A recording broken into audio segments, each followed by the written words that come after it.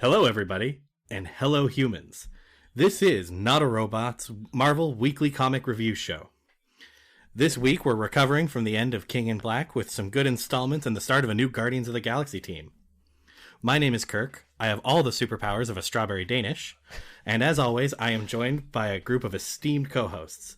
This week, I'm here with Tom. Hey, welcome, and I have absolutely no superpowers to speak of. That's my entry.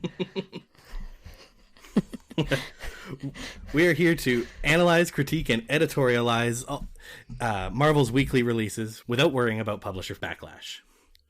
You can reach us at Not a Robot Comics on Twitter. You can reach me at Kirk Hopko on Twitter, and you can reach Tom at TJAXZI on Twitter.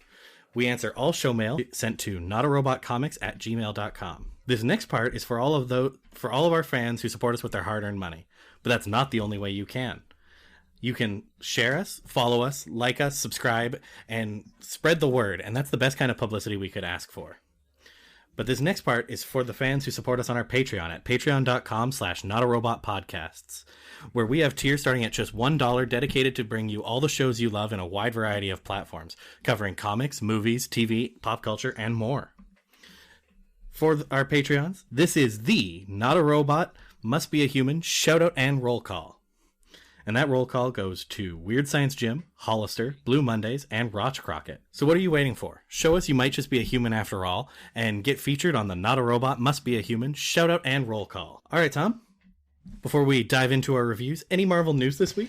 I don't have any new news, but I will say, as we were discussing prior to the show, we've both been enjoying the Winter Soldier and Falcon series on Disney Plus. It's probably taken me a little longer to really dig in and enjoy what I've been watching, but especially with episode 4, I started to really get the feels for that show. Mm-hmm. Yeah, I've definitely been having a good time with it. Mm-hmm. I saw the latest episode 5, that just came out today, and I cannot wait for next week's finale. I know, it seems to be building. Like they're telling the story, and it kind of hits all the beats of an espionage superhero story, which we kind of expected that it would. But it's starting to hit the emotional, it's starting to tie together some of the emotional strings, and especially with John Walker's character, and I think that's increasing my interest level for sure. Mm-hmm. Yeah, he's doing well, and I think, provided they don't decide to kill him off in the show, I think it's a really good setup for him to eventually take on the role of the U.S. agent. Yeah, I see that happening, and I guess I feel kind of embarrassed that I wondered who the next Captain America would be and who would be holding that shield, because I think for all of America they were already settled that it was going to be Falcon, but for whatever reason I decided that I needed to have a competition going on in my brain.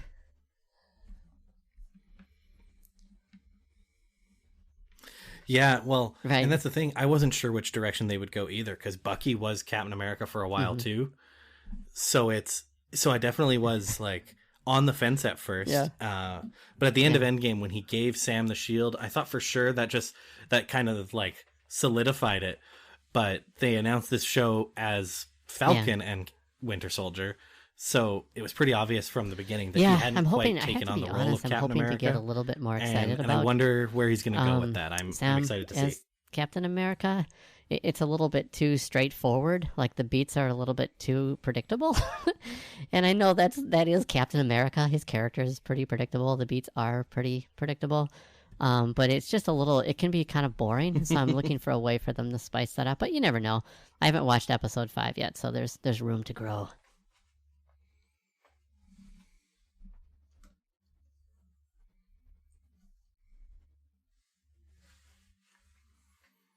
Mm-hmm. Yeah, and I guess I'm also just a little biased. I like him as Cap. I see him as Cap, and I can see the run, that original run where Falcon became Captain America. Yeah. Like, I can see that in Anthony Mackie's portrayal of Sam. Yeah. So I'm ready for him to take up the mantle and just be Captain America. Yeah. Yeah. I remember pulling those books off the shelves at our local comic book shop up on Route 56 here in the Chicagoland area. And reading those, yeah, definitely, and I would agree. I think they're hitting all the beats in the way that the story was told in the comics, but also just making it interesting, so it's not like a straight copy of a story that was written previously. So I think they're owning it for sure. Mm-hmm. In other Marvel news, they announced who won the X-Men election. Do tell. So for those viewers who were not paying attention, a few months ago, they held an online vote for people to vote on who they wanted to join the latest roster of X-Men that will start in X-Men #1 coming this summer by, I want to say it's Duggan? Yeah, Jerry Duggan. And they had already decided on most of the roster except for one, and you could vote from, and there was a lot of different characters in there. There was Banshee, there was Forge, there was Strong Guy. So there were a lot of different picks to vote from, and happy to say that Polaris is the winner of the election, and Polaris will be joining the latest X-Men roster this summer, alongside a team of Professor X, Marvel Girl, Sunfire, Sync, Cyclops, Wolverine, and Rogue. So I'm not a huge X-Men fan. What do you think? How do you feel about that roster? I think it's a pretty good roster. I think having Sync and Rogue on the team is going to lend itself to some of those really crazy moments. Just in terms of like sheer what they're capable of alongside other mutants. Yeah. And out of a lot of the people who are in that election, Polaris is a pretty cool choice for the winner, because she's, I don't want to say one of the more normal type characters in there, but when she's upset or up against characters like Strong Guy or characters who are visually very like interesting on screen, like Armor and Forge. And then, you know, here she is. She's just got green hair, and she's and she carries like the Magneto rep with her. Okay. So I think it's a cool roster. I'm into it. I'm excited to see what they're dealing with. There's so much you can do with the X-Men universe. Number one, it's huge. So there's just so many different characters, and I think that the stories that you can tell with these characters that are very diverse in a lot of ways, and their power sets and their origins, and I just think that lends to some really good storytelling. So do we know, well, you just said Jerry Dugan. When I hear Dugan, I think of Deadpool, but I'm sure I know he's written a lot more than just Deadpool. I don't have enough of a comprehensive knowledge on his portfolio. That's definitely Brandon's sphere of expertise, so maybe we'll have to ask him when he gets on. We're gonna have to give him a hard time, because if he would have been on for this, we've been able to drop some actual valuable knowledge to our listeners, so we'll have to make sure that we let him know that. Yeah, so it's, you know, he's leading this X-Men run. Yeah. And Hickman is doing a different run later in the summer, and we still don't know the title of Hickman's run, so I'm curious what he's attached to, but yeah, I was excited by this news. I actually voted for Armor in the election, so I was a little bit disappointed when it wasn't her, but I knew people weren't going to vote for her. I would ask like how that voting worked and how people could find their way to the ballot box, but the ballots have already been counted, so it doesn't matter. That's all I have for news this week. Ready to dive into some reviews? I am ready. All right, so first up on our list is Spider's Shadow #1. This is brought to us by writer Chip Zdarsky, artist Pascal Ferry, colored by Matt Hollingsworth, and lettering by VC's Joe Caramagna. This is a what if comic and it is part 1 of 4. So if you're looking for a quick short read, this is already something that might work for you come the end of summer. You might have a nice little 4-part mini story to take home and enjoy. And this one takes us back all the way to when Peter Parker first found the Venom symbiote. The premise of this one, as it is told right on the front page, is that what if Peter Parker chose not to separate from the symbiote? And what follows is, you know, some of that familiar pieces that we saw with Peter Parker in the symbiote all the way back in the original symbiote saga. And, you know, he's angry, he's emotional. It's already, you know, dropping on us that he's dropped out of school. He's fighting with Aunt May. Mary Jane doesn't know what to think of him. It's obviously creating a very toxic relationship for him. And the only difference between this and the original one really is that Peter doesn't seem to be ready to blame it on the suit. He doesn't seem to be aware enough of what's going on to kick it. And the suit starts to misbehave. He starts to get more aggressive with his crime fighting.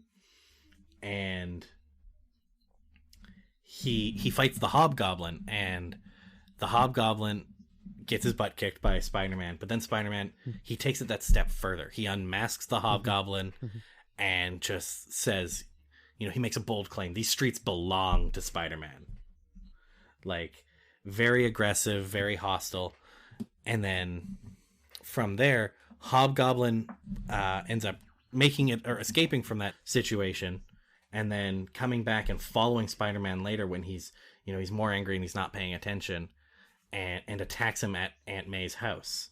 And this ends up being the thing that pushes Peter to that point of no return, and he gives in to the symbiote in a way that we really never saw him go before, and he takes his first step into what is almost like the Peter Parker version of Venom.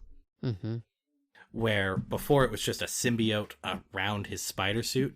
This one, it starts to show its teeth, except they look more mandible-like. It's, you know, I highly recommend reading this issue only to see this change. And the tease for the next issue, there's this cover that looks like something right out of a horror movie, with Mary Jane pinned up against the wall, with him lurking around the corner like a dang xenomorph. Yeah, this book, it started off a little slow for me, if I'm being honest.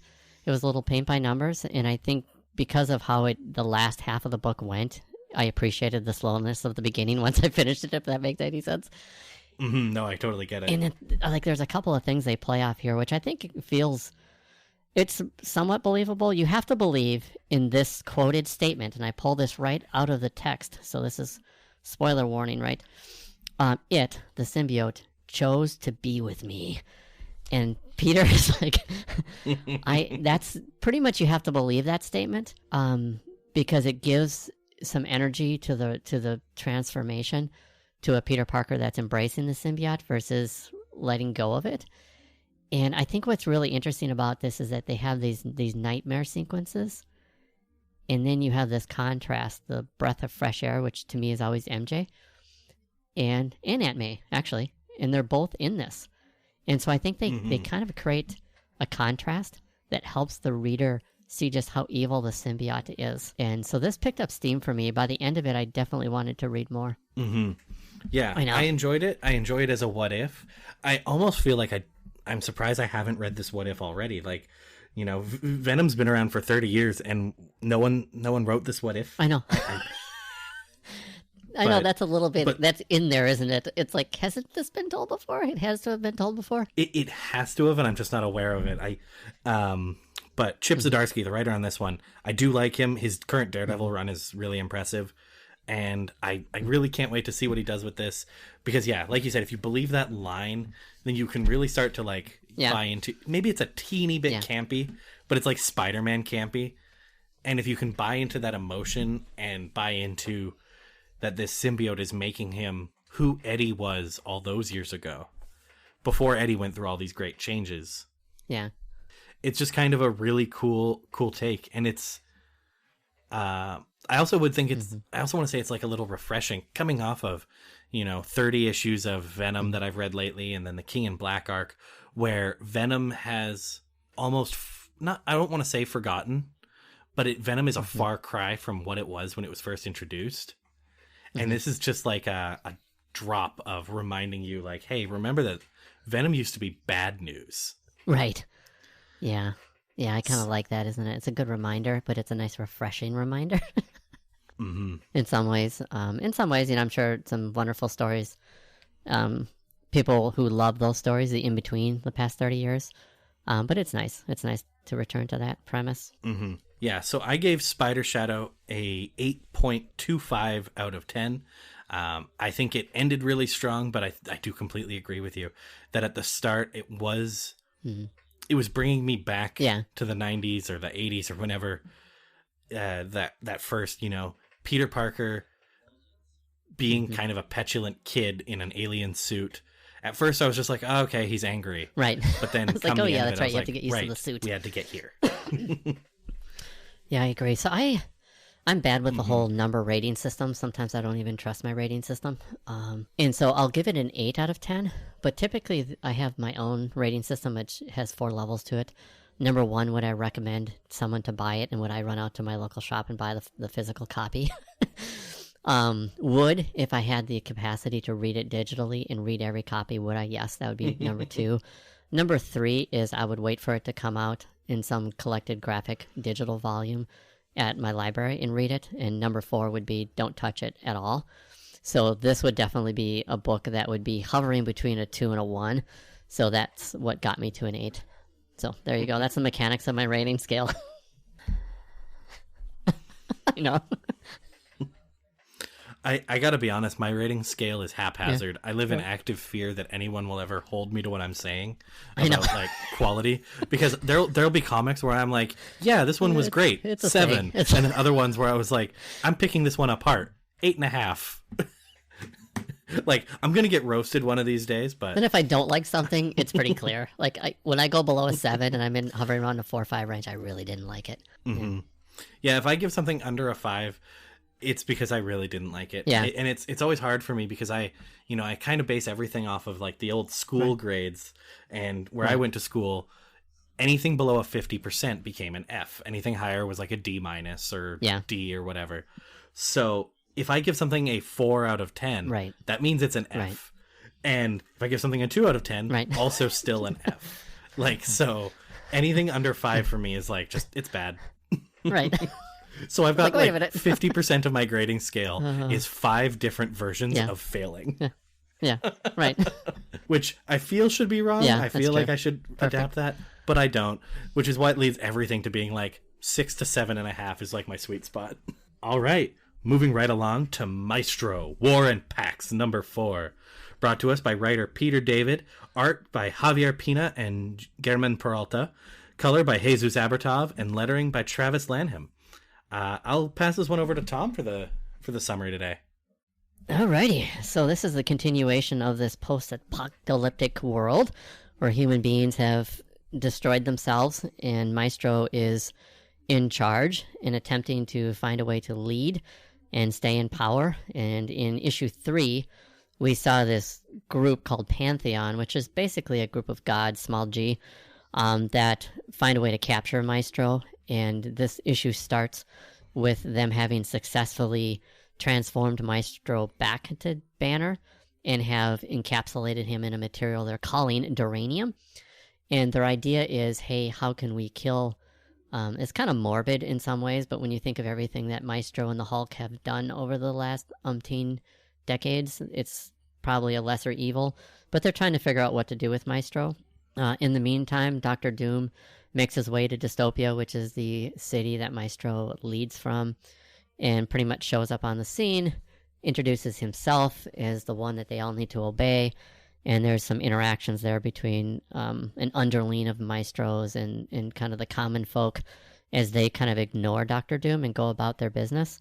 And then the issue comes to a head with Maestro finding a way out of the Duranium and then making his way back to the ultimate confrontation. Dr. Doom versus Maestro is, I'm guessing, fairly simple guess, right? That's what's going to be coming up next. So this is a tough book because I think Peter David, so years ago, he did his first run at this material, and it's beloved by a lot of fans of the Hulk, and they just love this idea where the Hulk faces Maestro, and it's a future version of himself, and it's just this real struggle, and it's an interesting struggle and an interesting fleshed out story. That is not what you get in this book, and the dialogue is less than on the nose. It's just cheesy. They dumb down Dr. Doom to the point where he's like a cartoon character. Pantheon and their conversations are very reductionist. There's really nothing, no layers there. They try to add a little bit of layer there where they have this sequence where Doc Samson is meeting on the therapist couch with Bruce Banner, and the play on words, the play on reality here is that Bruce Banner is unconscious, and much of therapeutic work is dealing with the unconscious drives, right? So they're trying to make something of depth reveal itself there. That's probably the closest they got to anything, though. So this is, as you can tell, it takes a lot for me to crap on a book that's a Hulk book. I mean, I kind of wanted there to be more Hulk books, but I can't recommend this. Like, I wouldn't buy it. I wouldn't watch it digitally. I wouldn't wait for it to come out as a collected digital volume. I think that you could actually skip this and you would be fine in life. So that's pretty harsh and straightforward, but that's how I felt about it. What did you think? I gotta be honest, and this might make it sound like it's better than it is, or it might be pretty high condemnation depending on who you are. Yeah. I read this. I didn't hate it in the moment, but I was bored. Yeah, yeah. So this comic didn't, for a comic that has Maestro and Doctor Doom in it, I should not be bored. No.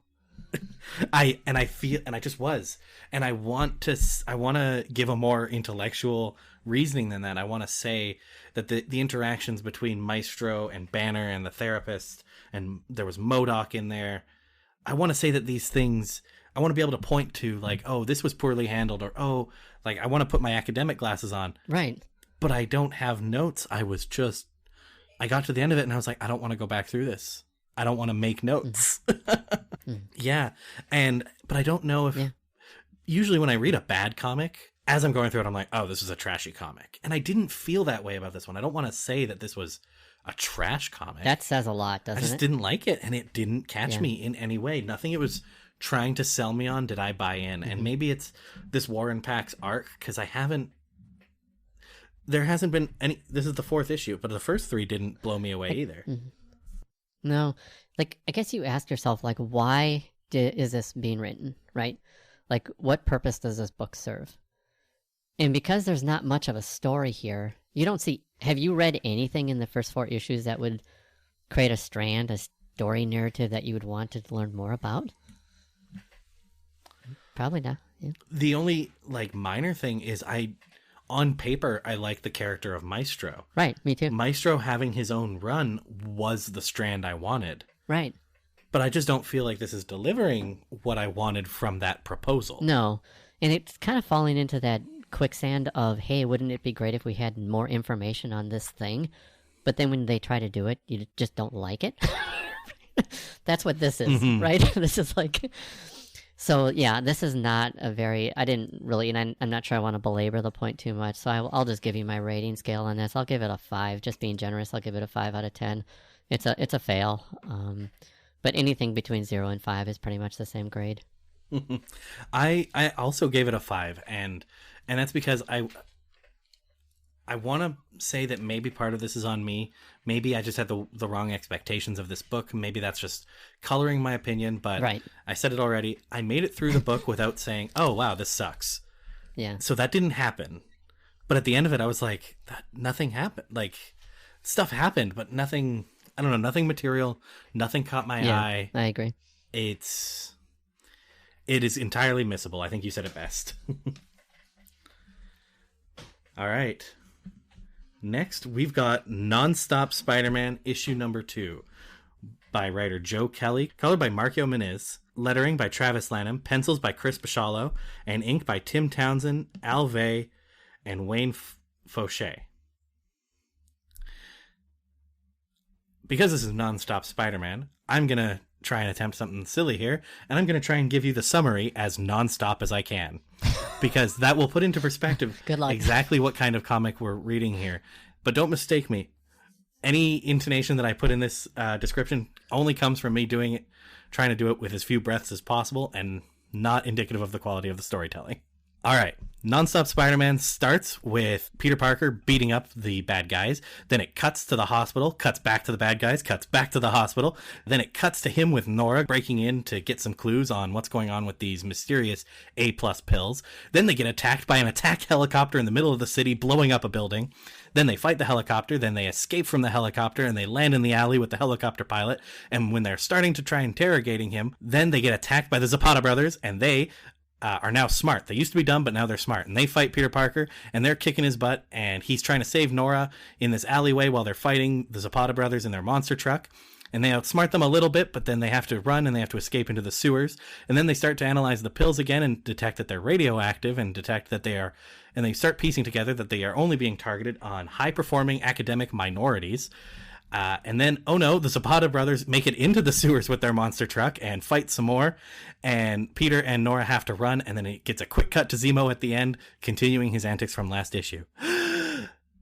Thank you. Yes. I hope that it came clear through here. Nonstop Spider-Man really is nonstop, but I actually mean this in a truly good way.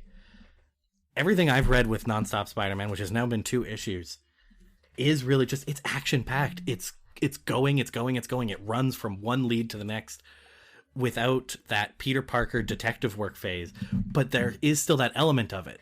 You get these half-page pieces with him and Nora doing their piece, investigating, and then a freaking attack helicopter blows up the wall, and there's bad guys, and then there's more bad guys, and there's more bad guys. I like the writing. I like the art. I will say it's still a little cringy. Like there's some, this is, I guess, the best attempt at writing a young Peter again. He talks like a kid, and he uses words like, he uses fam, and like he's talking like someone trying to appeal to the young and trendies, which is a little like eye rolly, but it works and it's fun, and the whole thing is lighthearted. And what did you think of it, Tom? I love this. I love the art, for one. Like, this is like an all-star panel. Like, when you try to pull out what panel you like the best, if you like it, you're gonna love so many panels in this. I think it serves the title well, because it's running at different angles. Sometimes things are really crisp and clean, sometimes they're a little blurry, and it kind of fits with the action sequences that are being depicted. I love the fact that they're doing all the stuff that you talked about, but within it, they're pushing the narrative along as well through the dialogue boxes, mainly through Nora's character, who's kind of doing this out loud mental inventory of all the evidence that they're gathering. I just think that it's done in such a refreshing kind of a way that this is definitely a book that I would run to my local comic book shop and spend a lot of money on. I would be buying these books like month to month, just because of the uniqueness of it. It feels like a guilty pleasure, but there's nothing wrong with it, right? It's just good old fashioned Spider-Man fun. Mm-hmm. I agree. Yeah. This is a good one. Yeah, I gave this one an 8.75. It probably deserves a 9. Mm-hmm. You know, I'm going to casually just bump that up to a 9 here live on the air. Yes. But now you're. I gave it a 9 out of 10. It's like, for me, it's like, if it's a great book and I would run out and buy it, it's a 9. It gets to a 10 if there's this special thing, and this run could get there if it continues this, and then there's this special little thing that nudges it up to a 10 and makes it very, very unique. But this is a really, really good read. Mm-hmm. Yeah, I highly recommend this series for those who haven't got into it so far. All right, what do we got next?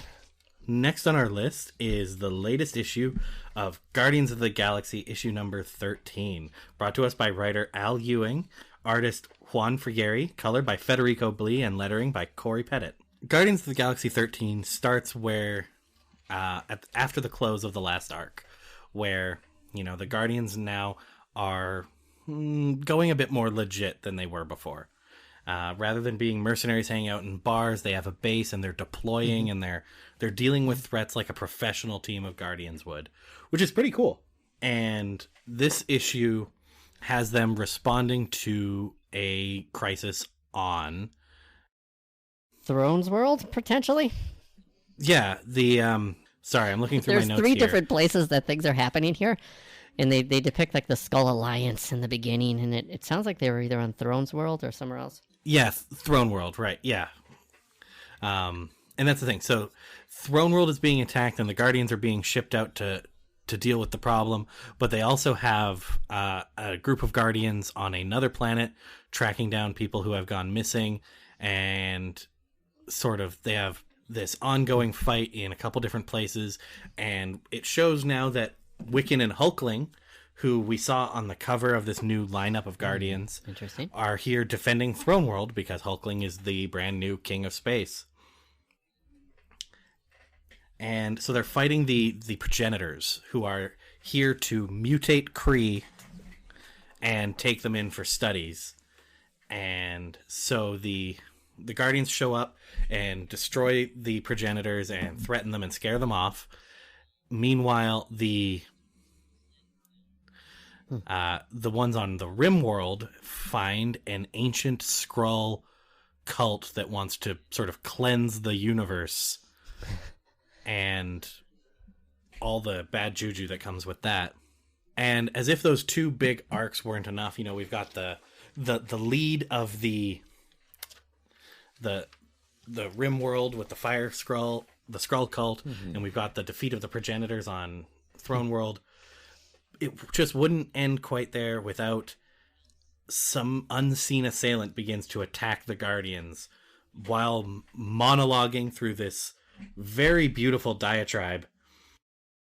And who else shows up but to kick their ass is Dr. Victor Von freaking Doom, looking great as ever.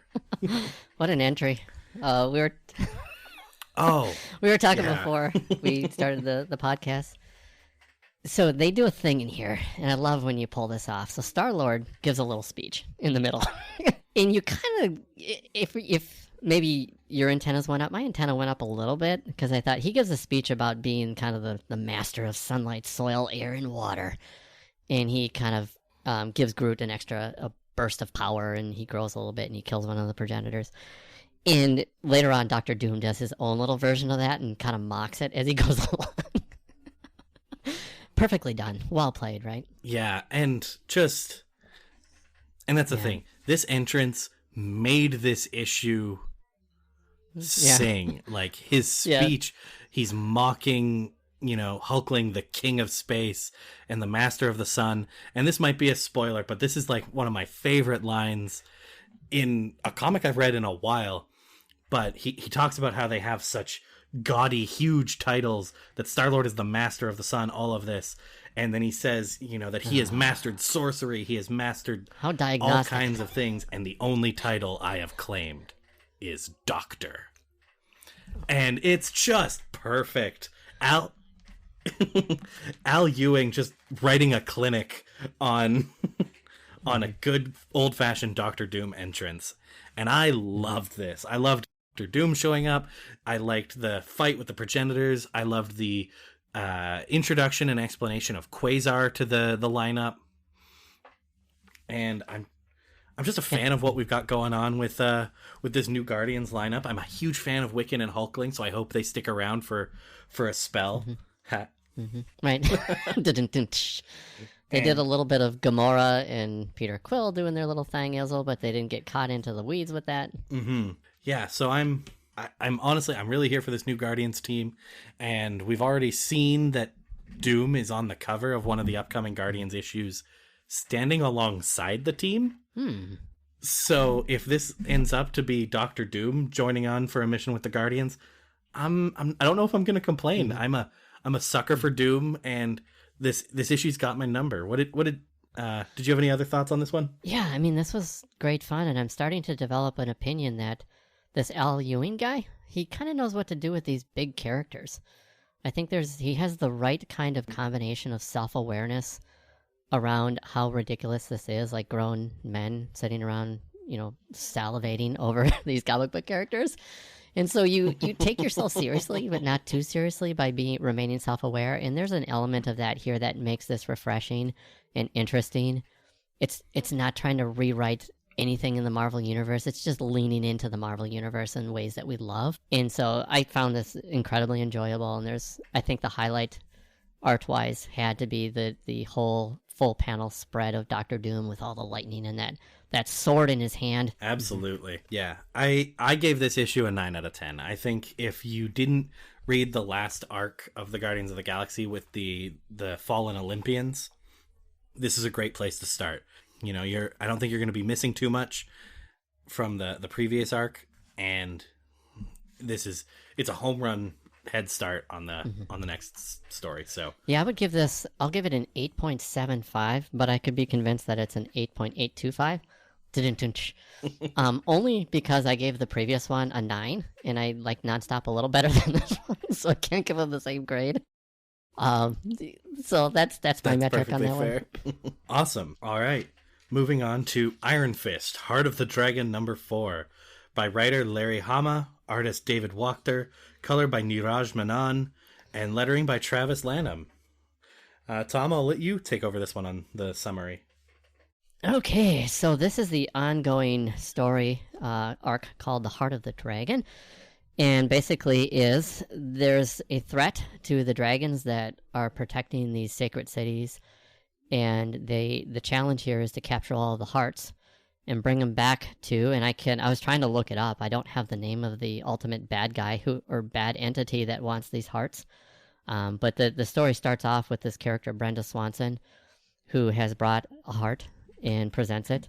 And her beef is with the Danny Rand, the Harold Meacham and Rand Corporation, and some atrocities that they did against her family in the past. And her wish, when she turns in the dragon's heart, is that she could have some of the chi. And that entity says to her, be careful what you wish for. And from there it transitions to this larger battle. But before we get to that, though, we have Okoye from Black Panther, the Black Panther universe, I'll call it, and she's having a dialogue with another character around this idea of protecting the dragons. And so in a lot of ways, Okoye does a little bit, the bulk of the center of this book and then the end of it are Okoye centered. And she has some interactions with this dragon, and you get some dialogue back and forth, and they kind of drop some Zen truths, which there's some, if you like kind of the whole Zen truth and the meditation mantras, there's some interesting mantras that are dropped in the middle of this that you can go back and read. And then there's a big shocker at the end, though, right? So in the middle of this diatribe between this dragon and Okoye, this idea is dropped that you have to do the unthinkable to basically to have ultimate victory or to overcome.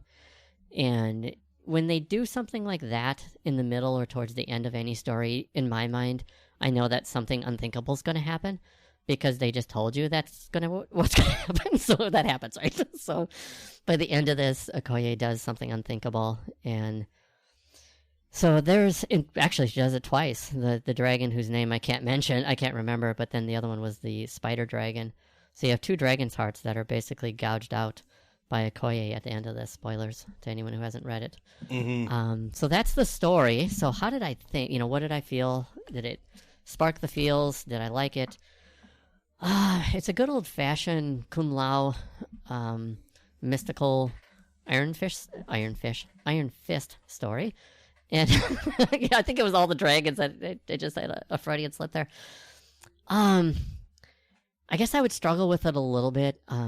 So I'm going to do a little back in the day here. The Power Man and Iron Fist, the old David F. Walker, Sanford Green. Remember those books that came out maybe about 3-4 years ago? Yeah, that's how you write a Power Man and Iron Fist story, by the way. So that if you're creating a metric here, that's top shelf. That's the stuff. That's what you want. You love the Power Man Iron Fist dynamic. The art was amazing. Street level Hell's Kitchen stuff mixed with magic and mystery and a lot of really cool stuff. This has a lot of the dinosaur mystery mystic stuff that I really enjoy. It probably doesn't have enough of the Power Man Iron Fist stuff, although there is some of it in there.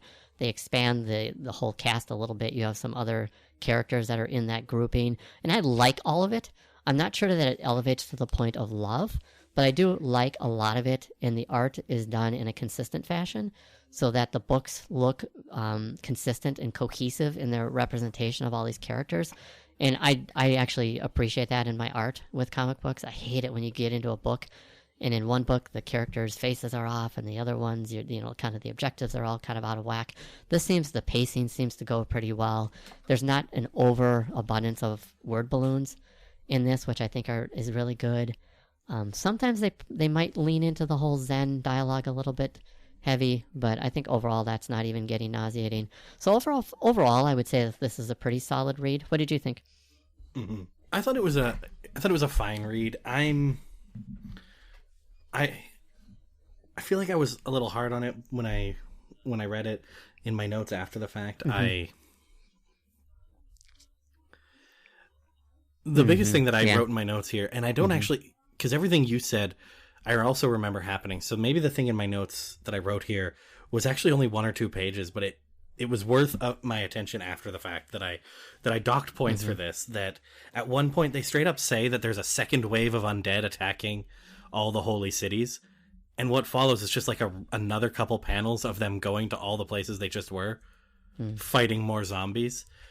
And I just felt like that this issue didn't do what I needed it to do in terms of like pacing on the action, like watching them fight zombies and things like that. You know, I saw them do that last issue, and last issue ended with them kind of, I thought, like being ready for like the showdown with some dragons and some stuff like that.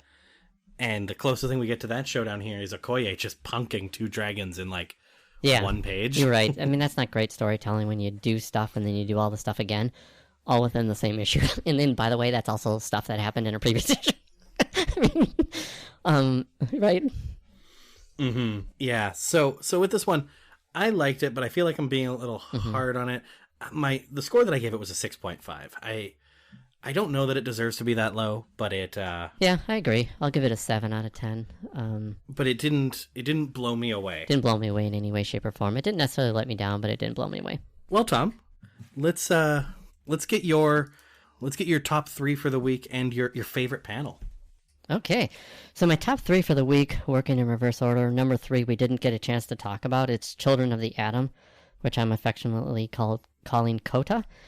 And it's just a lot of great dialogue stuff that's interesting, and it felt worthwhile. It wasn't just random minutia, mixed with some new age kind of mutant story. So I really like that. Guardians, I would put at number 2. And number 1 was Nonstop Spider-Man. As far as my favorite panel, I'm going to pick on Nonstop Spider-Man. I'm going to go into page number 16. I'm calling this panel Physics is Fun, and it shows Spider-Man jumping around in all different angles with Nora in tow, and her word dialogue is that physics is fun. Just a marvelous use of the art medium to demonstrate the fast-paced nature of the story within the context of a fast-paced sequence within the story. I just thought it was really clever and really wonderfully done. Mm-hmm. Awesome. Yeah, my top 3 for this week. At number 3, we didn't get a chance to talk about this one, but the issue 29 of Daredevil, with some of Elektra as Daredevil and some gorgeous pieces of Matt Murdock in prison.